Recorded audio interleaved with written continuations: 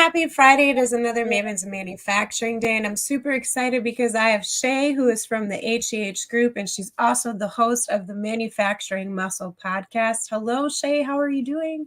Good, Megan. How are you? Thank you so much for having me on. Like I said, I've been looking forward to this all week, and I've been watching your show for a while. So thank you so much for having me, and I'm excited. Yeah, thanks for joining me today. I'm going to apologize to everyone ahead of time. So we have a snow day here in the Midwest, which is crazy to me because it's March. So I do have two little boys at home who are running around. So if you hear screaming, don't be alarmed. That is just my two sons acting crazy. So my mom is helping me watch them today. But Shae, I would love to get started. And anyone who's tuning in, feel free to drop comments in the comment section. If you have questions for Shae, be sure to put those in the comments as well, because I don't want to be the only one asking questions. So feel free to comment and add questions. But Shae, can you start off with giving us some background information about yourself? Like, how did you end up in this sector? Because I know a lot of women who have been on Mavens, the most common answer was they fell into it by accident. Is that kind of a similar story with you? In a way, sort of accidental, sort of not. So I guess kind of jumping right into, I initially wanted to be an attorney. And so when I was 16, I started working at a criminal defense law firm. I got a lot of great opportunities through that, had a really good mentor, an attorney that, kind of showed me the ropes and did all that. But he had told me, and I talked to him, I didn't really want to be in criminal law. It was definitely taxing, as anybody listening can imagine. And so I was like, you know what? I think I want to get into it more on the corporate side, maybe more contracts. I always wanted to be a sports agent because I loved the NFL. So I wanted to be in contracting on the law side for the NFL. So that was a big thing for me.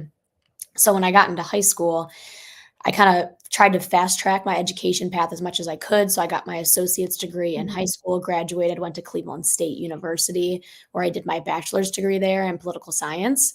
And at that point, I had a pretty significant injury happen in 2018, a year before graduating, that really put the kiboshes on a lot of things that I thought that I wanted to do, and law being one of them. And, because I graduated college very young, my parents had recommended, with all the stuff going on and the surgeries and things that I was going through at that time, they're like, why don't you take a gap year? Why don't you go work in a contracting firm, see if it's something that you like? And so I did that. And although the people were amazing and I would never take back that experience, I realized very quickly that contracting law and more corporate style law was not, didn't interest me, and in fact bored me, I guess, to keep it simple. And so also along in that time frame, I was trying to take the LSAT exam, which is, most people know, it's the exam you have to take to get into law school. And because of the surgeries and everything that was happening at that time, it was very difficult for me to allocate study hours. It was very difficult for me to even sit in the exam and be able to focus for that amount of time. So ultimately, the combination of the LSAT not being great timing and me kind of losing interest in the contracting side of law. A lot of people know that my father, Willie Eichele, he is the president of the HEH Group, and we have 4 companies under that brand, which I can get into later. But I'm kind of a daddy's girl a little bit. Love my parents. They've always been great guidance. Even, my mom too, she's kind of knows the manufacturing language too, growing up with, being with my dad for so long. And so they had said to me, they're like, well, like, you really like talking and you really like, camera stuff, and you really like detailed and technology. Like, have you ever considered manufacturing? And I was like, no. And I got to be honest, at first when my dad was like, come on, like, let's do it. And I'm like, no, like, I turned it down for probably a good 6 months. And then eventually my parents, they were like, you know what? We have a spot open. Our marketing manager, Scott Mazon's looking for somebody to do social media and, kind of do some inside sales stuff. Like, why don't you just go interview with him, see how it goes? So I got my suit on, brought my book with my note. I met with Scott, and it was awesome. I was hooked right away. And, so yeah, somewhat by accident, but somewhat tied in just with the family side of the business. That's how I ended up in manufacturing, and I've been at the HEH Group since September of 2020. Okay, so before we get into what the HEH Group is and some of the things that you help manufacturers with, what was reason why you were like, "Nah, I don't wanna do manufacturing." Like, what was it about manufacturing that turned you off?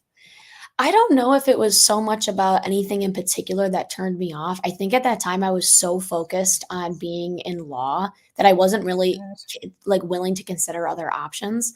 I'm a Mhm, I'm a person that's like this is my goal and I am going to achieve that. So the fact that I had all these obstacles in my way that were like almost telling me don't go into law school, like every mhm, time I'd schedule the LSAT exam, it was like, oh, I got to go have a surgery. I got to go do this, or I'm having a really bad side effect from this medication that I'm taking for the pain, like all the stuff that I was going through at the time.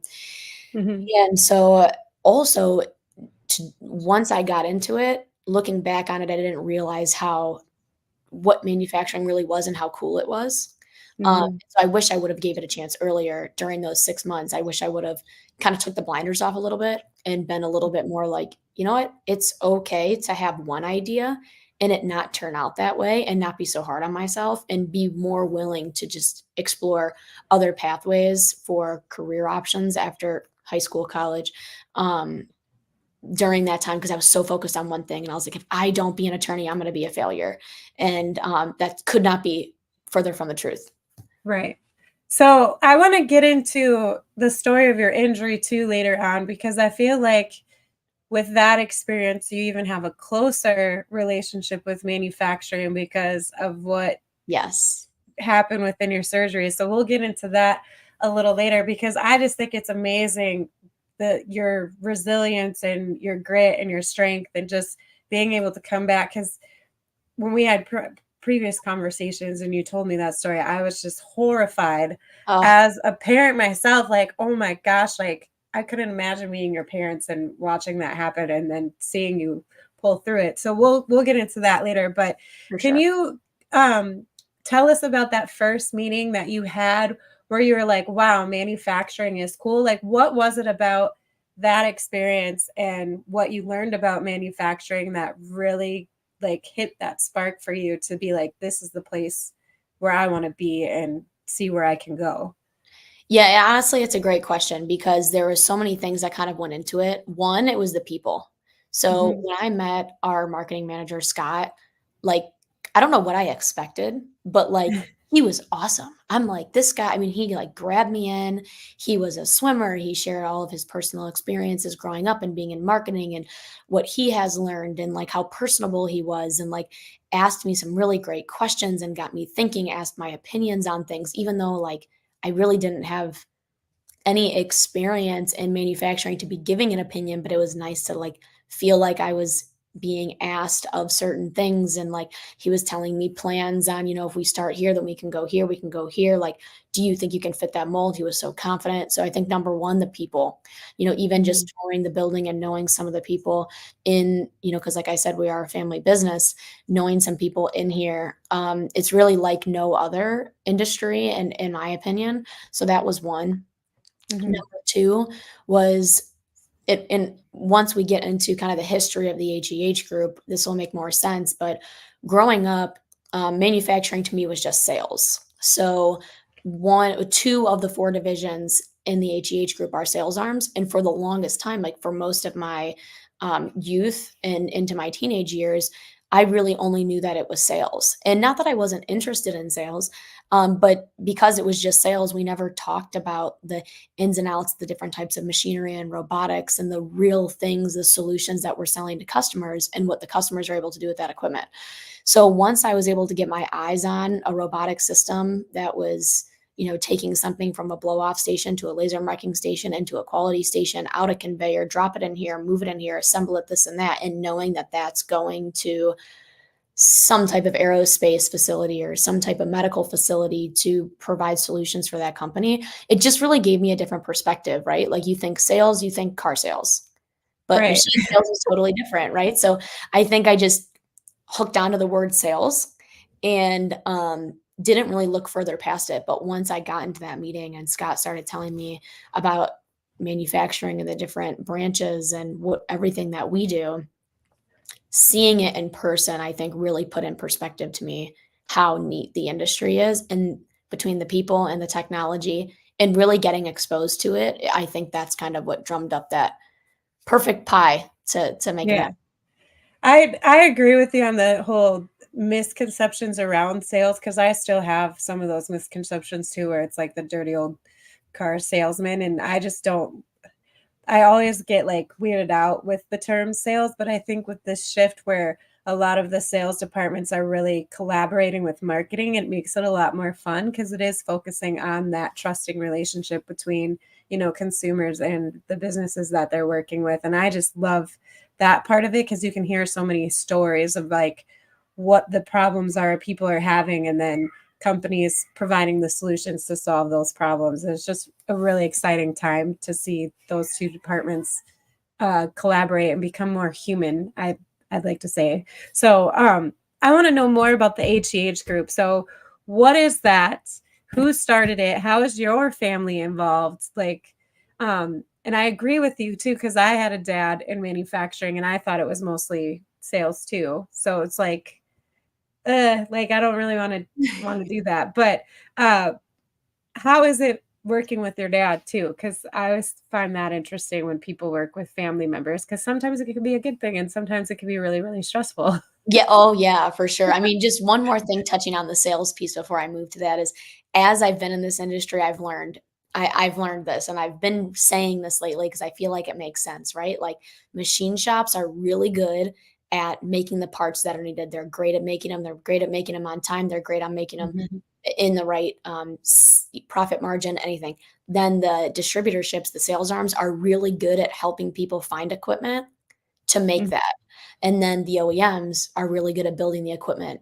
So if we all just stay in our little things and everybody starts trusting each other and making those relationships, and I have learned that, being in this sales and marketing, kind of how you said, they're really becoming married, building trust in the customer to know like, hey, we are here to bring you the best solution and we are good at finding what that best solution is.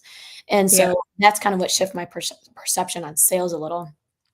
But outside of that, so it's great working with my dad. I love working with my dad. Him and my mom are both people that I look up to and idol. And he's just been a huge part of my career, helping me learn. And he's never steered me wrong. So when he says, "Hey Shay, what do you think about this?" I say, "Let's do it." And so he's not technically my boss. Scott Mazon is my boss, so I don't get to Mhm. work with him directly a whole lot, but more and more as the years have gone on and I've gained additional responsibilities. That's really cool. So then what is the HEH group? Like how because you said there's like four other companies underneath that name. Okay, so then would you describe it as a holding group In or a way, yeah. So okay. really, the HEH group. So my great grandpa and Eddie Mach, so Bill Eichele and Eddie Mach, they started Mach and Eichele in 1985, and they were Okay. just a distribution company. So just sales. In 2008, I believe, was when my grandpa retired, and my dad Willie Eichele took over Mach and Eichele. Okay. In that time, when my dad was working for Mach Likely and working for his dad, he had partnered with Bob Haggerty, Jim Haggerty, and Don Haggerty.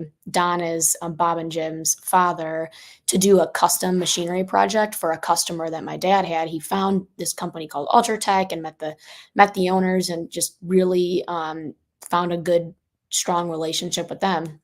Mhm. Well, when my grandpa retired, my dad knew he wanted to build the company, and you always hear that, like, second generation, things fall off. Well, he was, like, determined to never let that happen and wanted to grow the business as much as he could. So he ultimately ended up partnering with Bob and Jim, where Mach and Eichele and Ultratech ended up becoming, kind of joined forces a little bit. So Mach Okay. and Eichele is sales. We sell CNC machines. Now we have the Mazak line. We sell Mitutoyo, CMMs, and vision equipment, and Fanuc collaborative robots. So Ultratech is very different. Ultratech, they do special and custom machines. So we get a lot of Mhm. jobs from the government, things like that, building custom equipment. We do large turnkey cells, automation, anywhere from industrial to collaborative, and we do rebuilds and retrofits. And those are really good for like high dollar equipment. You don't want to go buy Yeah. a really expensive machine, so you can maybe do a rebuild or a retrofit. So now we had those two arms.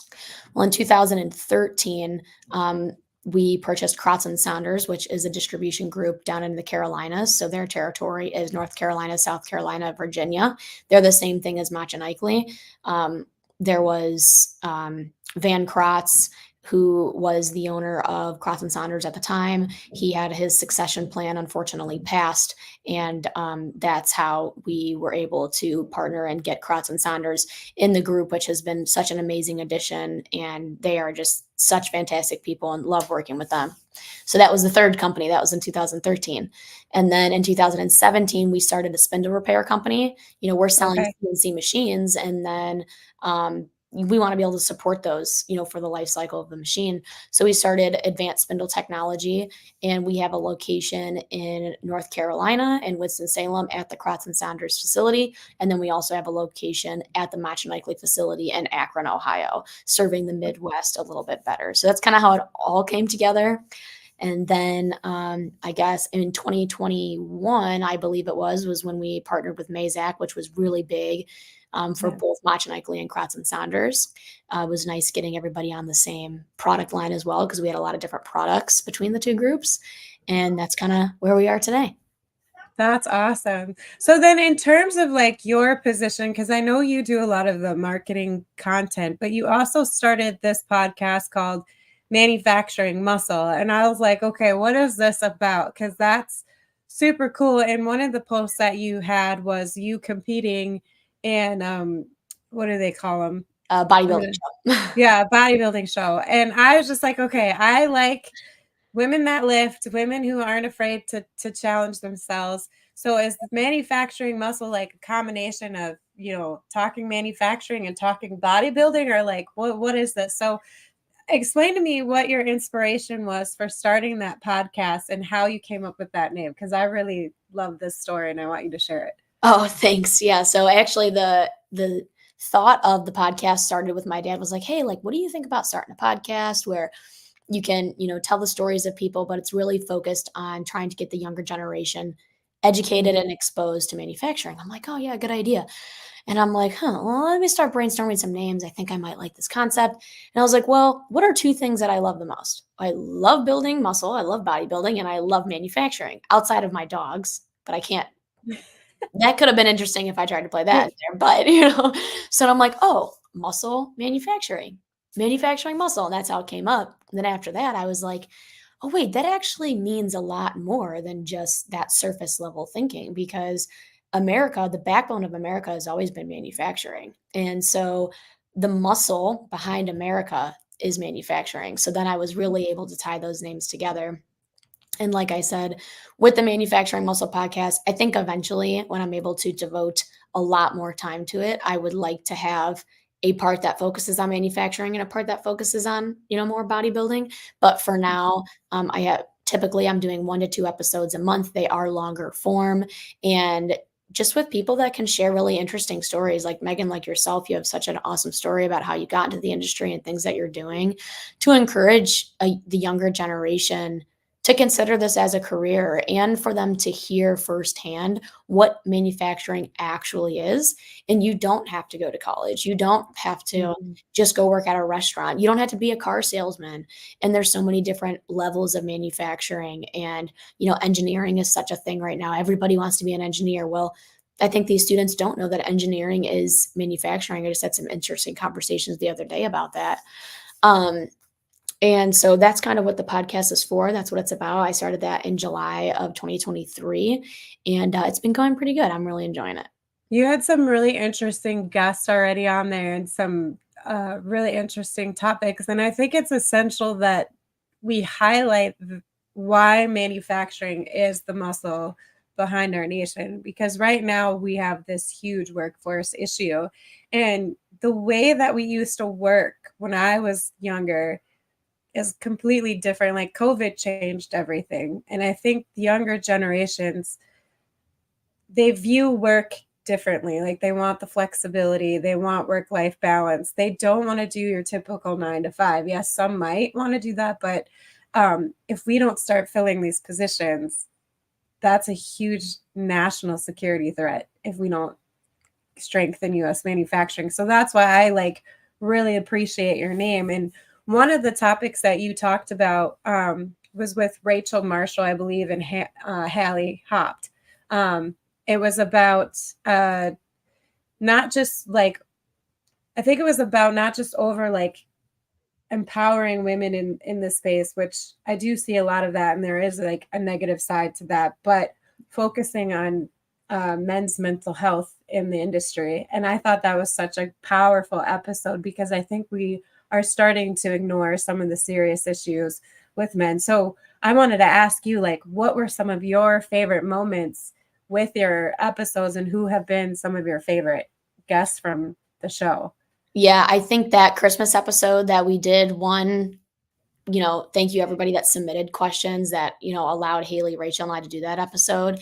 That was really awesome. I think that was one of my favorite because it allowed to us to kind of just do like a unfiltered, not structured, really candid, Yeah. authentic message to answering some of these questions that people really wanted to know. And, you know, that question was very important to me when somebody, actually, it was Rachel's husband that had put that question in about, is sometimes, do we think that sometimes these powerful woman movements are trying to springboard themselves off the back of men in the industry? And so that's kind of where, not in a positive way, that's kind of where we really got into that discussion, and many people commented on it and thanked us for speaking about that. That's something I Yeah. definitely want to continue to speak about because this industry, just like anything else, survives by having men and women be able to work together. And, Right. that can't happen if, women are trying to be more powerful by putting down men. So that was definitely one of my favorite episodes. That was one of my favorite questions. I really enjoyed one of my more recent episodes with Lauren Tips. She's the president of Full Throttle Machine Works in Texas. She was 27 years old, wrote herself a business plan, presented it to a bank, somehow got a loan, like literally had no idea how to run a machine. She's like, Mhm. just really neat to see how you can be an entrepreneur in the manufacturing space. So that was really awesome. And then I have not talked about this yet, so I'll just talk about it now. But I'm going to be starting a series calling Unveiling the Legends, where I talk with some really high level executives about how they got into manufacturing and allowing our viewers to learn about these high level executives beyond their professional career. So I'm That's really excited awesome. to do that. And that first episode will be with the president of AMT, Doug Woods, and that'll be releasing in April. So anyone listening, make sure you tune into that. So I'm very That excited about that one. that's gonna be so exciting because I feel like a lot of the top level guys and women kind of step back in the shadows a little bit and let everybody else shine.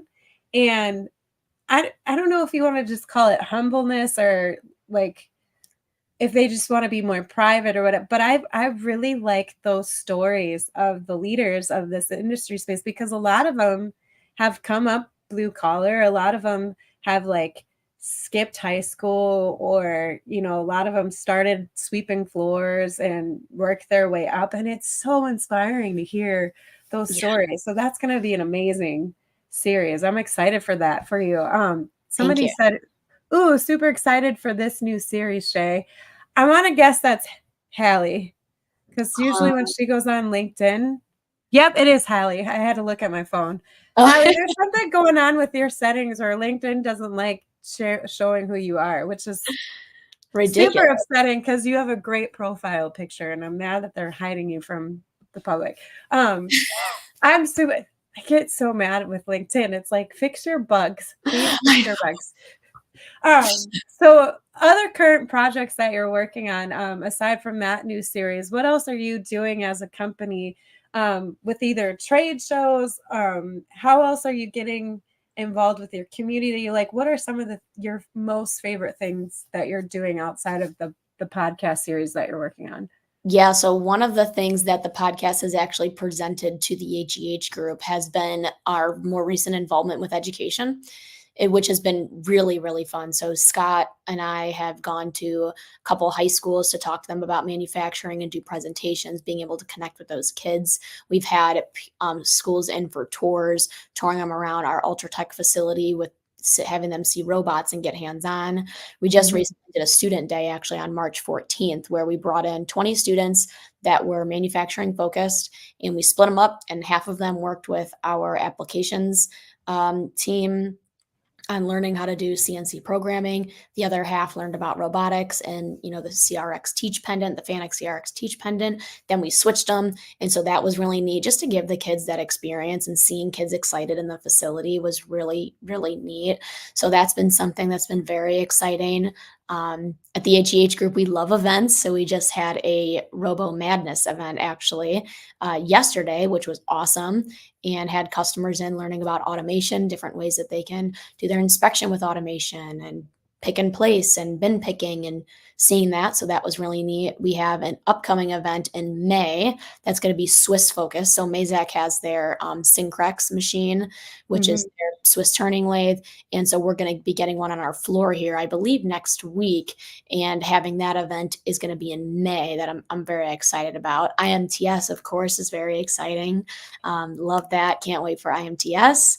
And I also think we're going to be doing, so down south at Cross and Saunders, we represent MC Machinery, Mitsubishi EDM.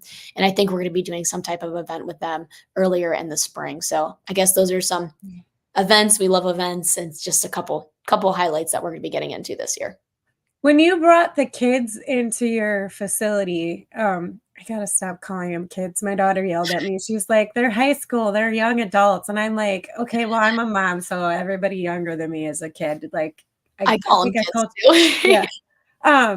What sort of questions were they asking when they visited your tour, like, or your facility? Like, what were some of the things that they were curious about? And are some of them really gonna pursue, careers in manufacturing? Because I know, the high school that I graduated from, a lot of them are just taking the VOTEC programs to fill up space in their schedule, Mhm. and they're not really looking into getting involved with manufacturing. Some might get involved with engineering, but they're all planning to do, like, 4-year, well, not all of them, the majority of them are still planning to do 4-year college, which I'm not dogging by any means, because that's my background, but I'm always curious to know, like, the type of questions that they're asking and if they're really serious about getting into the sector. Yeah, so the kids had two different groups. So the one group, they're all very serious about getting into manufacturing. So these That's students, they have about 20 in the whole class, maybe a little bit more than 20 in the whole class. It's at the Mayfield High School in Northeast Ohio. Their program's called okay. Learn and Earn. So what they do is these kids get into this program through SMU for tooling SMU, and with SME, they earn various certifications in their first semester, and the second semester they go straight to working in the manufacturing facilities as an internship. And so a lot of these kids are very excited about having jobs post high school. They're very excited about what they're learning in the class. A lot of the questions that they ask us, interestingly enough, which I get in some way, have a lot to do with like work life. So I remember the one kid had asked, are you happy with your career? Like, why are you happy with your career? What does your career bring you? What opportunities has your career like presented you to be able to do?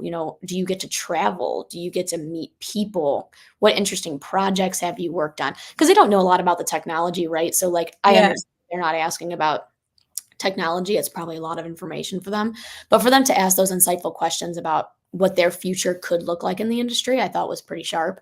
And then Yeah. the other group of kids, they have a much larger program that's at Chardon High School in Northeast Ohio. That's actually my alumni. I went to Chardon.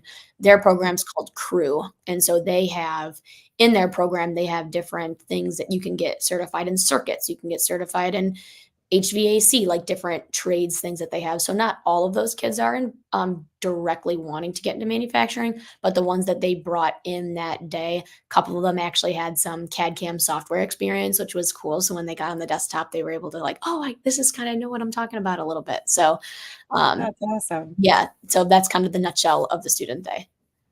So, in terms of, like, from a marketing perspective, so I as a side gig, I work with a Minnesota association called the MPMA. It's the Minnesota Association for Precision Manufacturing, Okay. and I was doing some research for them because, one of my responsibilities is just, like, connect them with potential new members and helping them with their journal, and as I was looking at some of the manufacturing companies, like the smaller CNC shops, oh my gosh, their websites were, like, so dated, and none of them, well, a lot of them were not on LinkedIn, And I was just like, okay, I need to reach out to these companies and like start a conversation. And I reached out to one of my friends because I was like, hey, there's a lot of potential for you to connect with them because you do websites and marketing for manufacturers. So just a heads up, I might be making a lot of intros. And she's like really stoked that I'm doing that. But Awesome. I still feel like some manufacturers, depending on when they first started, so if they're like 30 years older plus, and they're smaller and they don't have like updated websites, if they're not on LinkedIn, they're relying a lot on their legacy accounts, which could be a bad thing because if they lose that account, um, then they lose a lot of business. So I always like try to emphasize the importance of like sharing your story and your why so that you can really start attracting more business, especially business that you might not normally target. So I wanted to get your insight on that. Like, why is it important for manufacturers to share their stories? Like, what is it about that storytelling element that really helps drive their business, like from your point of view?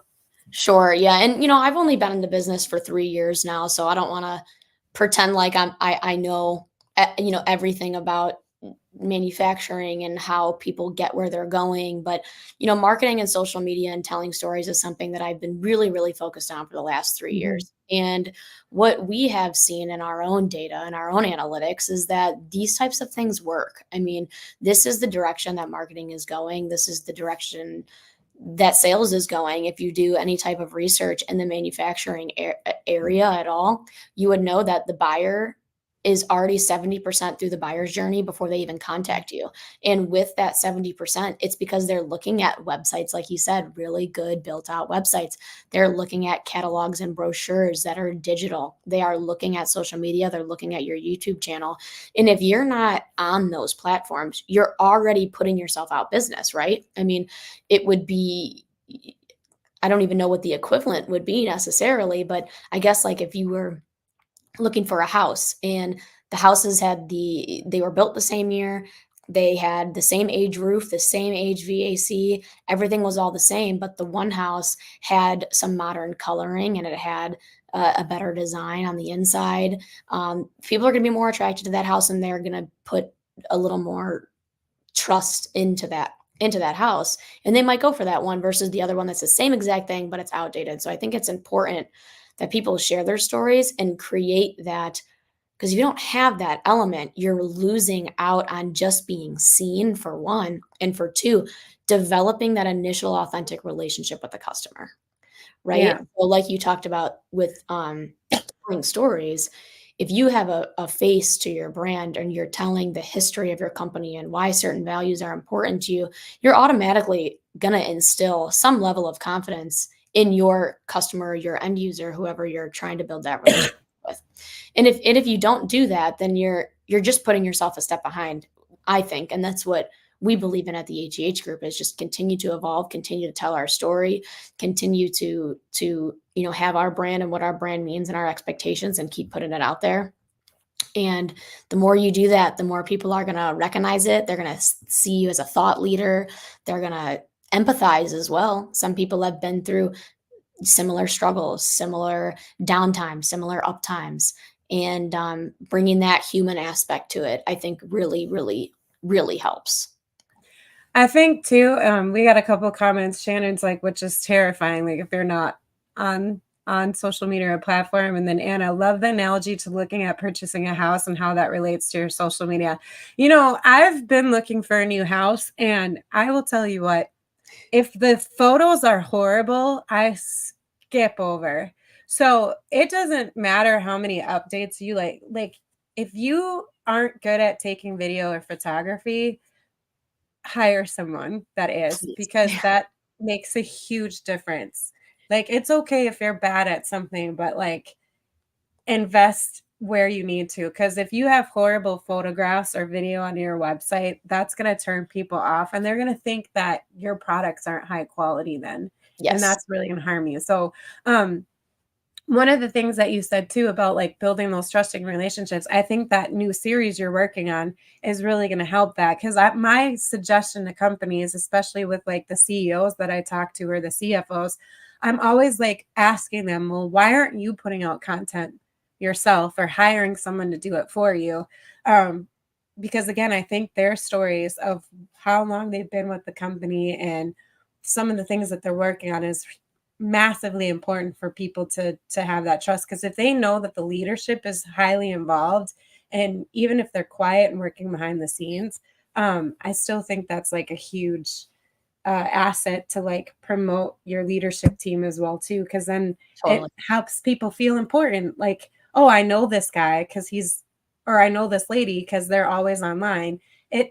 It makes them feel important, because then when they can go out and trade shows and they see you out, they can shake your hand and be like, "Oh, I know you from social media." And Yeah, then they feel like they have that relationship. So again, I think that's massively important for leadership as well. And if you suck at writing, it's okay, because there's people out there, and this is my shameless plug for myself. There is people out there that can help you develop like your writing style and get you out there. So even if you're super busy, there's a way to create content, and put it out there for your audiences to see. totally. That's just my opinion.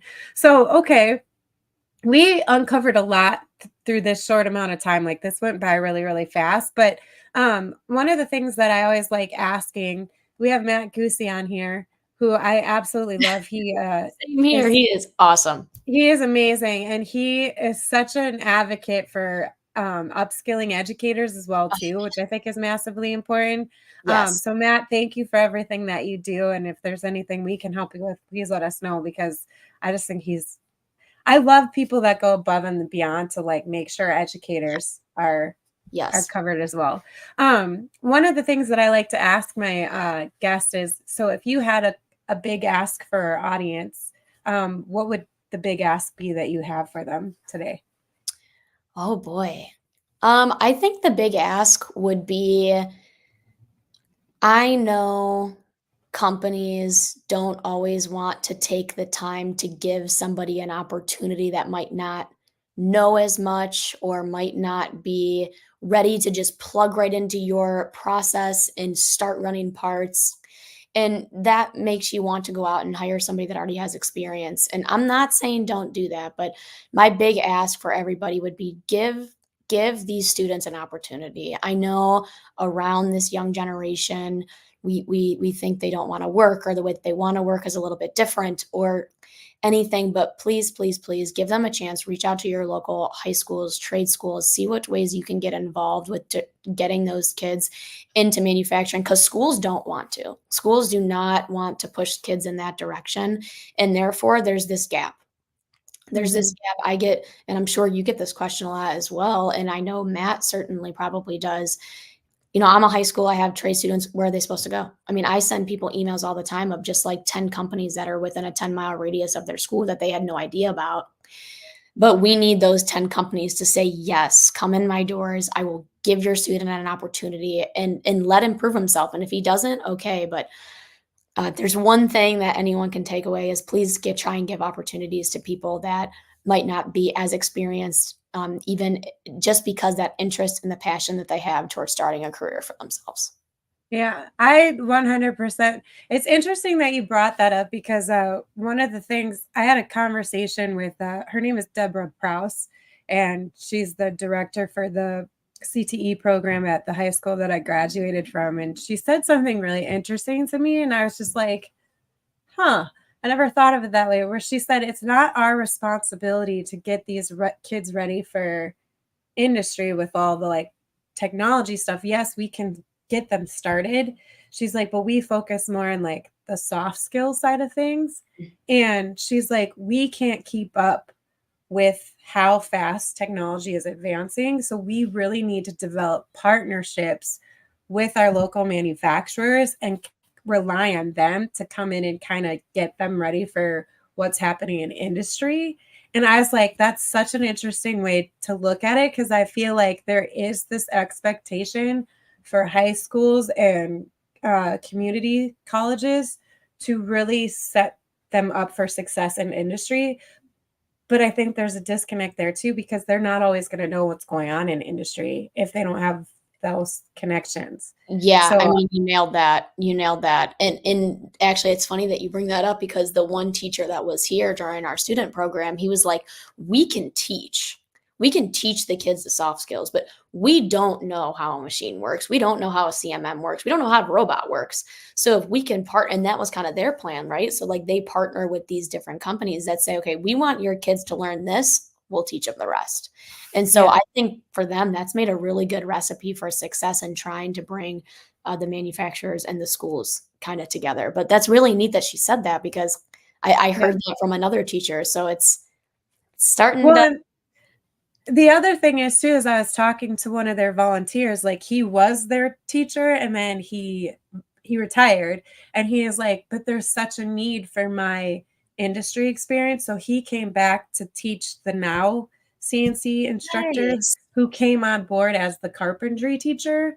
So they needed help in the CNC department. So he's like, I come back here and I give him my knowledge. He's like, but the thing is the CNC machines that we have are only like 2-axis and 3-axis machines. In Mm. industry, they're the 5-axis machines.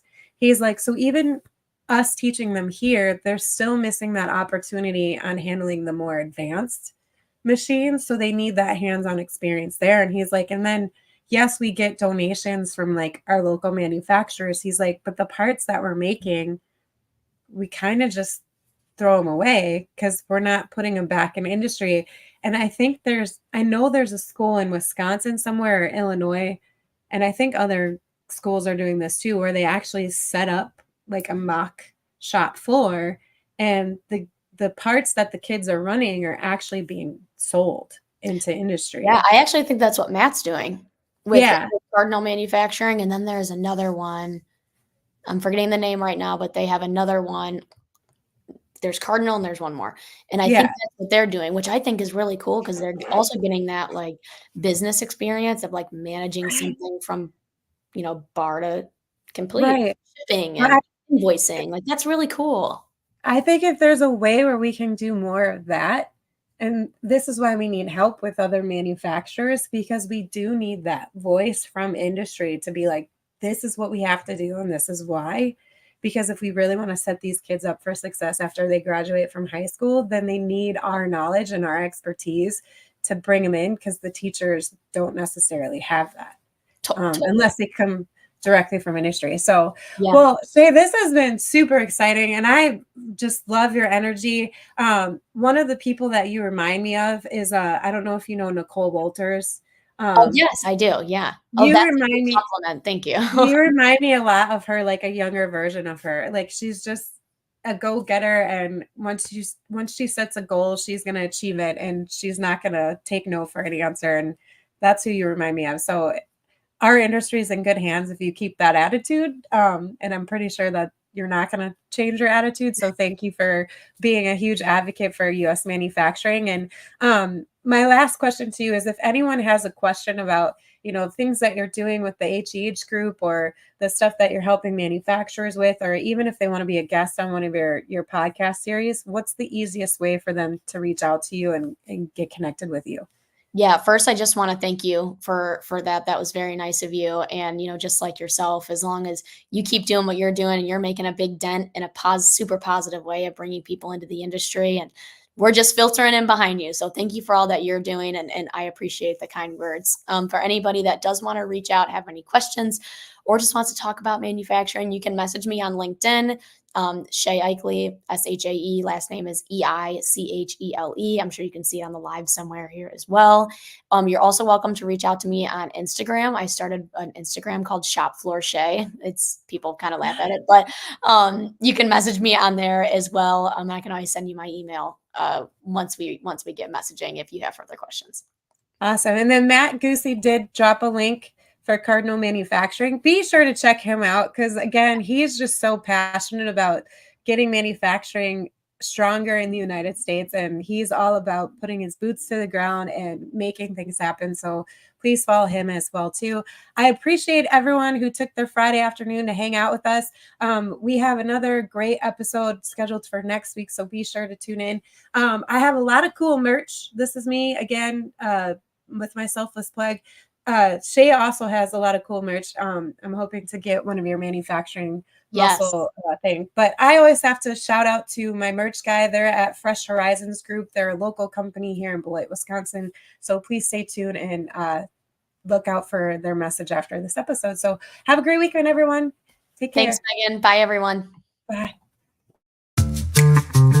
This episode of Mavens has been sponsored by Fresh Horizons Group. Fresh Horizons Group is a family-run company that was founded on the premise of helping organizations and businesses better tell their story through high-quality branded apparel and promotional items. Freshen up your brand by contacting Fresh Horizons today at freshhorizonsgroup.com.